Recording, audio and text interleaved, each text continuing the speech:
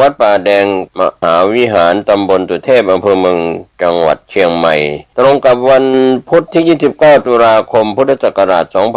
2568เวลา 9 นาฬิกาเป็นต้นไปโดยมีรองศาสตราจารย์ดร.ธงชัยฟองสมุทรคณบดีคณะวิศวกรรมศาสตร์มหาวิทยาลัยเชียงใหม่พร้อมผู้บริหารคณาจารย์และนักศึกษาคณะศรัทธาของวัดป่าแดงมหาวิหารศรัทธาภายในภายนอกที่มาร่วมงานทำบุญทอดกฐินสามัคคีประจำปี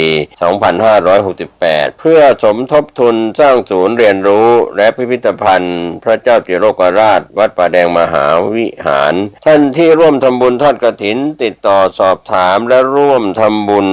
ทอดกฐินได้ที่0818815690ได้ทุกวันพุธที่29ตุลาคมเวลา 9 นาฬิกาเป็นต้นไปโดยการนำของรองศาสตราจารย์ดร.ธงชัยฟองสมุทรคณบดีคณะวิศวกรรมศาสตร์มหาวิทยาลัยเชียงใหม่พร้อมคณะผู้บริหารคณาจารย์และนักศึกษารวมไปถึงศรัทธาของวัดป่าแดงมหาวิหารศรัทธาภายในภายนอกร่วมกันทำบุญทอดกฐินสามัคคีได้บุญได้ความดีโดยทั่วหน้ากัน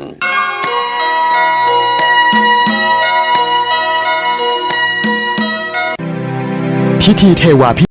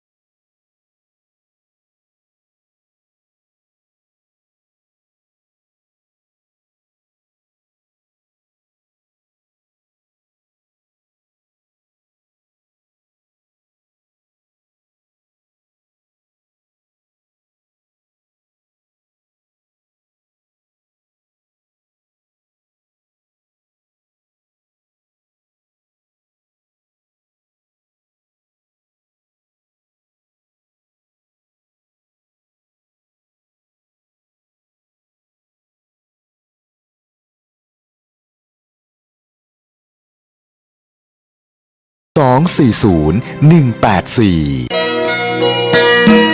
ข่าวสารเพื่อการประชาสัมพันธ์งานเทศกาลกินเจเดือน9ตรงกับวันที่21ถึง29ตุลาคมพุทธศักราช2568พระโอวาทพระมหาโพธิสัตว์กวนอิมเมตตาประทานพรแก่พ่อครัวแม่ครัวผู้ปรุงอาหารเจผู้ปรุงอาหารเจเปรียบเหมือนผู้ปรุงบุญทุกเมล็ดข้าวทุกหยดน้ำล้วนแฝงพลังแห่งเมตตาเมื่อเจ้ามีใจกรุณาปรุงอาหารด้วยจิตอ่อนโยนกลิ่นบุญย่อมแผ่ซ่านไปทั่วหมื่นทิศในส่วนของจังหวัดเชียงใหม่การกินเจระหว่างวันที่21ถึง29ตุลาคมพุทธศักราช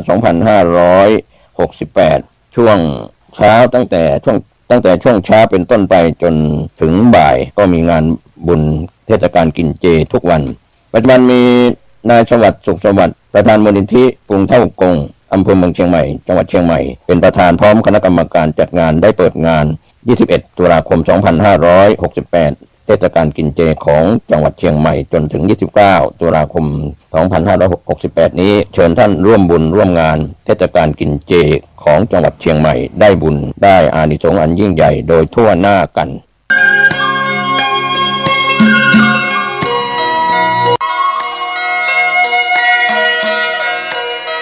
ข่าวสารเพื่อการประชาสัมพันธ์กำหนดการพิธีทำบุญทอดกฐินมหาวิทยาลัยเชียงใหม่ประจำปีพุทธศักราช2568ตรงกับวันเสาร์ที่25ตุลาคมทอดถวายกับพระที่จำพรรษาท่วนไตรมาสณวัดฝายหินตำบลสุเทพอำเภอเมืองเชียงใหม่จังหวัดเชียงใหม่ 9 นาฬิกาณขวงวัฒนธรรมมหาวิทยาลัยเชียงใหม่ตั้งขบวนแห่องค์กฐินและบริวารขบวนแห่องค์กฐินและบริวารจากทุกคณะสถาบันสำนักและส่วนงานต่างๆพร้อมกันชมการแสดงของชมรมพื้นบ้านล้านนาสโมสรนักศึกษามหาวิทยาลัยเชียงใหม่ 9 นาฬิกา 39 นาทีเดินทางถึงวัดฝายหินเคลื่อนขบวนแห่องค์กฐินและบริวารเข้าสู่วัดฝายหินอธิการบดีและผู้แทนผู้บริหารถวายผ้าห่มพระพุทธปฏิมาประธานในพิธีจุดธูปเทียนบูชาพระรัตนตรัยถวายตาลปัดใหม่ แด่ประธานสงฆ์ไหว้พระสมาทานเบญจศีลสุมาครัวตาลและโอกาสเวนตาลตามประเพณีร้านนา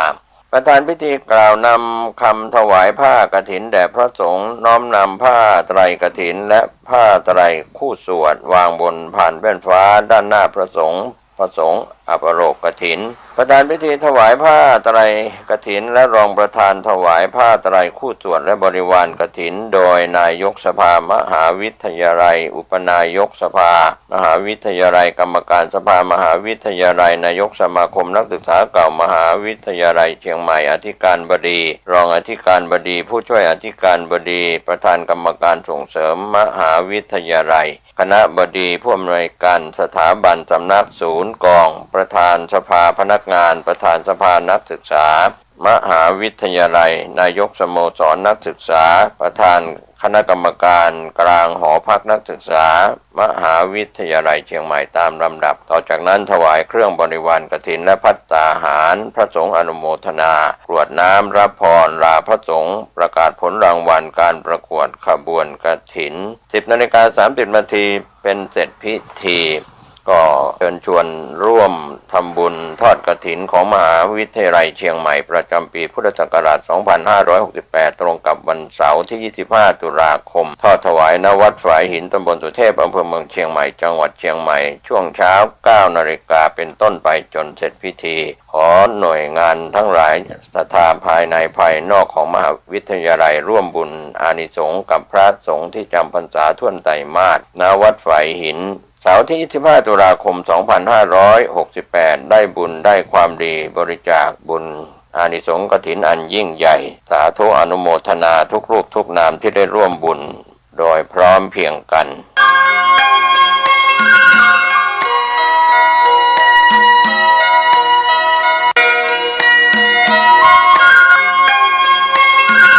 ข่าวสารประการประชาสัมพันธ์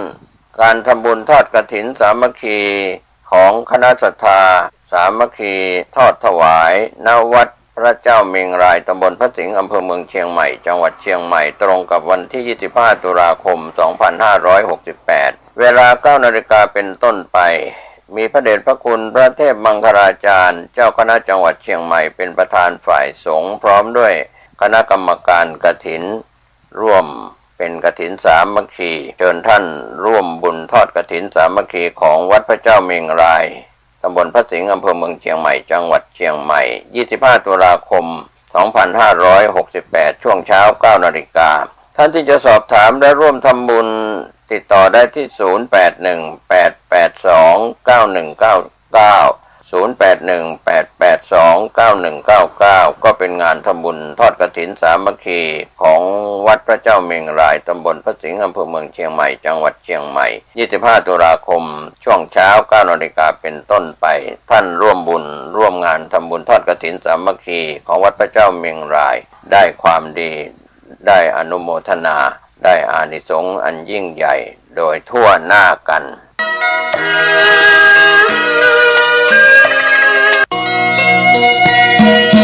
ข่าวสารการทำบุญทอดกฐินสามัคคีเพื่อบูรณะศาลาบำเพ็ญบุญและห้องน้ำทอดถวายกับพระสงฆ์ที่จำพรรษาท่วนไตรมาสของวัดร้องอ้อตำบลสันพิเสื้ออำเภอเมืองเชียงใหม่จังหวัดเชียงใหม่ตรงกับวันที่ 25 ตุลาคมพุทธศักราช 2568 ช่วงเช้า 10 นาฬิกาเป็นต้นไปก็ขอเชิญชวนผู้ใจบุญเจกุศลร่วมทำบุญทอดกฐินสามัคคีของวัดร้องอ้อวันเสาร์ที่ 25 ตุลาคม 10 นาฬิกาได้บุญได้กุศลได้คุณงามความดีโดยทั่วหน้ากัน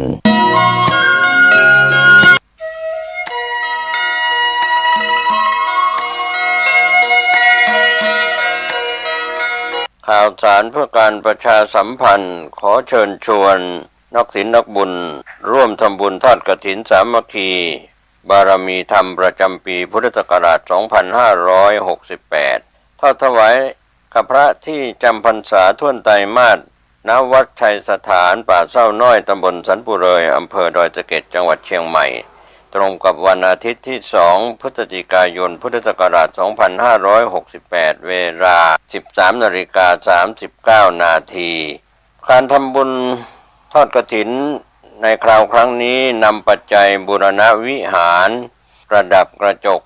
เสาหน้าซุ้มประตูหน้าต่างทาสีรอบอาคารรูปปั้นพญานาคให้แล้วเสร็จต่อไปปัจจุบันมี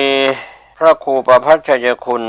เป็นเจ้าอาวาสวัดชัยสถานป่าเศร้าน้อยเจ้าคณะตำบลสันปุเรยเขต 2ท่านสามารถติดต่อสอบถามรายละเอียดและร่วมทำบุญได้ที่ 0876572276 0876572276 ก็เป็นการสอบถามข้อมูลรายละเอียดและร่วมเป็นเจ้าภาพทำบุญทอดกฐินในคราวครั้งนี้ตรงกับวันที่2พฤศจิกายนเป็นวันอาทิตย์เวลา 13:39 นาทีเชิญชวนนักศีลนักบุญผู้ใจบุญทั้งหลายร่วมงานทำบุญทอดกฐินสามัคคีบารมีธรรมประจำปี 2568 ณ วัดชัยสถานป่าเศร้าน้อยตำบลสันปุเรยอำเภอดอยสะเก็ดจังหวัดเชียงใหม่ได้บุญได้กุศลได้ความดีได้อนุโมทนาโดยทั่วหน้ากัน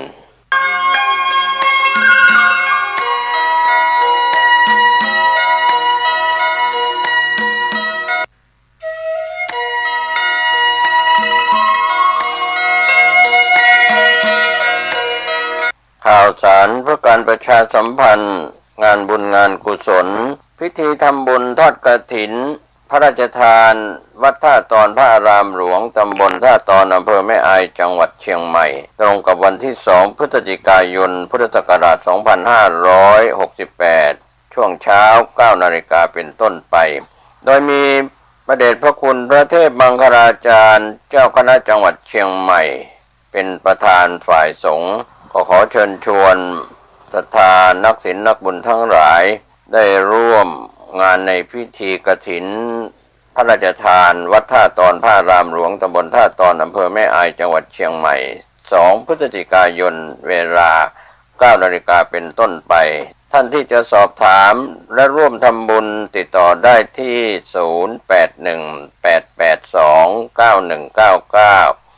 0818829199 0818829199 ก็เป็นงานบุญงานกุศลพิธีทอดกฐินพระราชทานของวัดท่าตอนพระอารามหลวง2พฤศจิกายนช่วงเช้า 9 นาฬิกาเป็นต้นไปเชิญท่านร่วมบุญร่วมงานกฐินพระราชทานของวัดท่าตอนได้บุญได้ความดีโดยทั่วหน้ากัน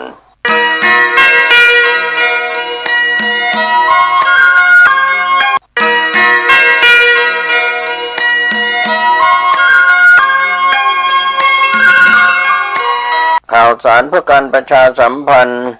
ด้วยทางคณะศรัทธาสาธุชนคณะสงฆ์จังหวัดเชียงใหม่องค์กรเครือข่ายชาวพุทธจังหวัดเชียงใหม่ได้จัดกฐินสามัคคีทอดถวายกับพระภิกษุที่จำพรรษาณพุทธมณฑลเชียงใหม่อำเภอดอยหล่อจังหวัดเชียงใหม่ตรงกับวันที่3พฤศจิกายนพุทธศักราช 2568 ช่วงเช้า 9 นาฬิกามีพระเดชพระคุณพระเทพมังคลาจารย์เจ้าคณะจังหวัดเชียงใหม่เป็นประธานฝ่ายสงฆ์พร้อมด้วยคณะศรัทธาสาธุชนทั้งคณะสงฆ์คณะศรัทธาภายในภายนอกองค์กรเครือข่ายชาวพุทธร่วมพิธีทำบุญทอดกฐินสามัคคีเพื่อถวายกับพระภิกษุที่จำพรรษาณพุทธมณฑลจังหวัดเชียงใหม่ตรงกับวันที่3พฤศจิกายนเวลา 9 นาฬิกาเป็นต้นไปร่วมงานสามัคคีพุทธมณฑลเชียงใหม่อำเภอดอยหล่อจังหวัดเชียงใหม่ได้บุญได้กุศลได้คุณงามความดีท่านที่จะติดต่อสอบถามและร่วมทำบุญติดต่อได้ที่ 0818829199 ร่วมบุญทอดกฐินสามัคคีรายละเอียดต่างๆได้บุญโดยทั่วหน้ากัน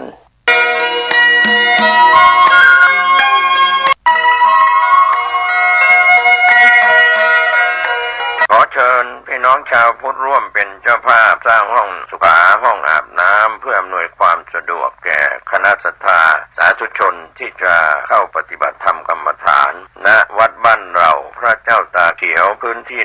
126ตารางเมตรจำนวน23ห้องประกอบด้วยห้องน้ำหญิง8ห้องห้องอาบน้ำ4ห้องสำหรับผู้พิการ1ห้องน้ำชายแบ่งเป็นห้องสุขา5ห้องโถปัสสาวะ3โถห้องอาบน้ำ4ห้องและห้องสำหรับผู้พิการอีก1ห้องท่านผู้ใจบุญใจกุศลร่วมสร้างห้องน้ำห้องขาตารางเมตรละ 10,000 บาทหรือตามกำลังเจตนาศรัทธาติดต่อร่วมทำบุญได้ที่ธนาคารกรุงไทยสาขาป่าซางเลขที่บัญชี79800274865ชื่อบัญชีวัดบ้านเราหรือสอบถามรายละเอียดเพิ่มเติมได้ที่พระครูภาวนาโสภิตผู้ช่วยศาสตราจารย์ด็อกเตอร์เจ้าวาดวัดบ้านเราพระเจ้าตาเขียวตำบลบ้านเรือนอำเภอป่าซางจังหวัดลำพูนโทรศัพท์0969525159ได้ทุกวันขออนุโมทนากับเจ้าภาพทางไกลและที่ร่วมทำบุญทั้งภาคปกติและออนไลน์ได้บุญได้กุศลได้ร่วมอนุโมทนาโดยทั่วหน้ากัน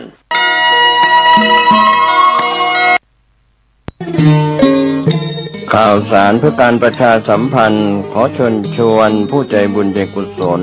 ร่วมทำบุญทอดผ้าป่าสามัคคีประจำปีพุทธศักราช 2568 เพื่อบูรณะวิหารปูพื้นกระเบื้องไวนิลตารางเมตรละ699 บาทจำนวน150ตารางเมตรทำโครงเหล็กป้องกันนกรอบวิหารราดพื้นเททรายล้างหน้าวิหารราวบันไดเหล็กสแตนเลสทาสี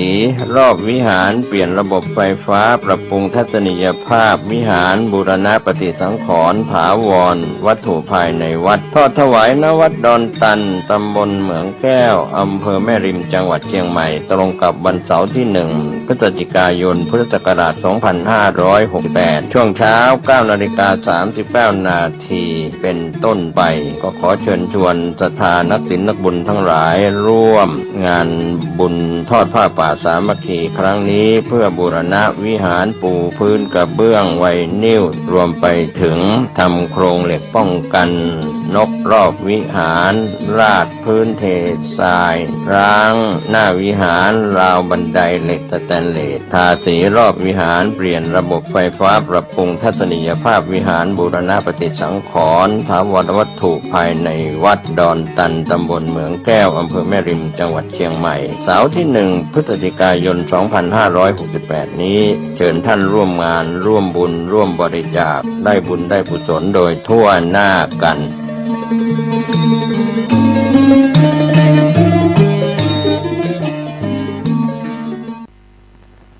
ท่านผู้ฟังทั้งหลายทุกท่านทุกคนมาปะกันอีกเช่นเคย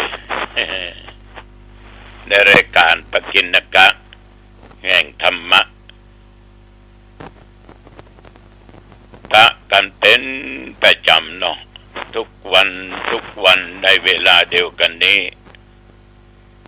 และทุกครั้งณต่างสถานีวิทยุแห่งนี้30 นาทีโดยประมาณ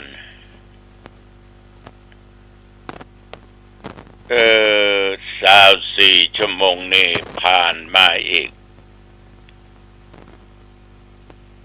ได้ชีวิตคงเหลืออยู่ได้เพิ่มอยู่อีก1 วัน24 ชั่วโมงแต่อย่าประมาทในชีวิตเป็นเด็ดขาดบักกุ้มเจ็บบักเป็นเมื่อยบักไข้อย่างสักอย่างร่างกายแข็งแรงแต่ปิบดังอยู่ขึ้นที่สูงลงที่ต่ำได้กินข้าวลำน้ำลมร่างกายแข็งปึก การหนักก็ได้การเบาก็สู้อยู่ไปไหนมาไหนท่องเที่ยวก็เป็นอย่างนี้นะญาติโยมมีคนหนึ่งปนิมนต์ไปเทศน์ ฟังจะมาก็ถามเนาะบ้านไหนก็ต้องบอกกันเนาะเพิ่นเป็นอย่างตายคุณโยมโอ้บ่นึกบ่ฝันหลวงพ่อเพิ่นเป็นคนแข็งแรงยักการดุดันขึ้นต้นไม้ก็ได้เตียวนี่แม่มดีถึงตันนะกินข้าวล้ำน้ำลงเปิ้นเนี่ยแข็งแรงนะแต่บ่เคยเข้าโรงยาโอ้แล้วไปเป็นอย่างตายตกมาค่ำมาเนี่ย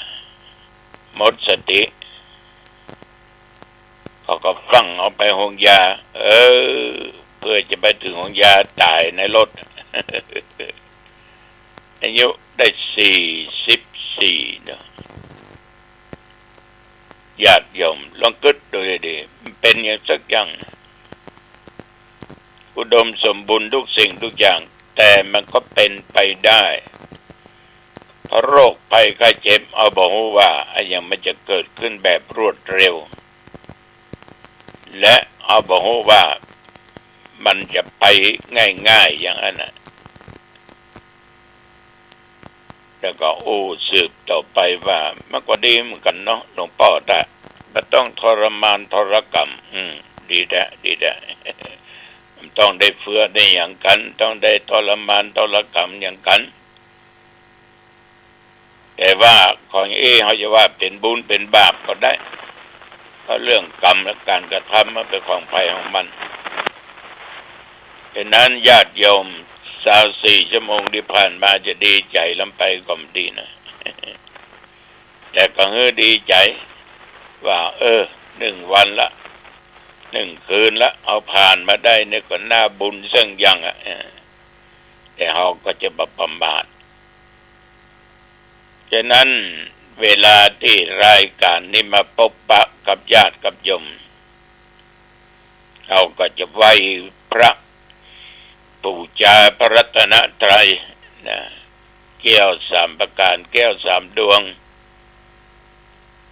มันเป็นแก้วอันประเสริฐอันยิ่งยวดกว่าแก้วทุกชนิดเวลาใกล้จะตายแฟมต้องมาบอกก็ได้เพราะมีในใจเขาแล้วหรอพุทโธพุทโธธัมโมธัมโมสังโฆสังโฆพระพุทธพระธรรมพระสงฆ์พระพุทธพระธรรมพระสงฆ์เนี่ยมีในจิตในใจเขาละเอาละต่อไปเอาก็มาไหว้พระสวดมนต์ด้วยกันเพื่อให้มันมีในจิตในใจนึกได้ตลอดจะยืนจะเดินจะนั่งจะนอนนึกได้ตลอดจะไม่ได้ขาดสติเอาไหว้พระพร้อมกันญาติโยมอะระหังสัมมาสัมพุทโธภควาพุทธังภควันตังอภิวาเทมิกราบพระพุทธ